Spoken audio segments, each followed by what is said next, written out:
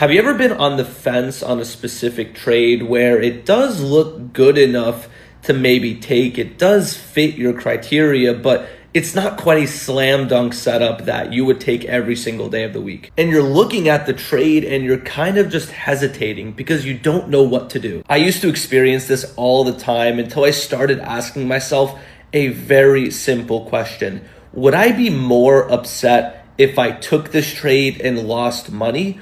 Or would I be more upset if I passed on the trade and it ended up working in my favor? And if the answer is you would get upset if you took that trade and lost money, then don't take the trade. There's your answer. But if you would be way more upset if the trade actually worked in your favor and hit target with you being sidelined because you passed on it, then take it. And here's the thing. If you take an A+ setup that perfectly fits your trading system, you shouldn't even get upset about it, even if it's a loser, because it's your type of setup. So even if you feel a little bit weird about potentially losing on that trade, then you should just pass on the opportunity, wait for the next one. Let me know if this helps in the comments, and make sure you follow for more trading education.